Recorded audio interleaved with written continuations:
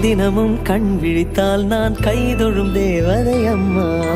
அன்பென்றாலே அம்மா என் தாய் போலாகிடுமா?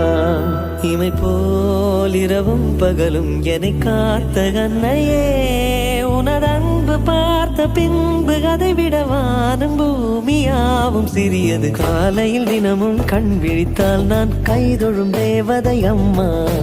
அன்பென்றாலே அம்மா என் தாய் போலாகிடுமா? காலையில் தினமும் கண் விழித்தால் நான் கைதொழும் தேவதை அம்மா. அன்பென்றாலே அம்மா என் தாய் போலாகிடுமா?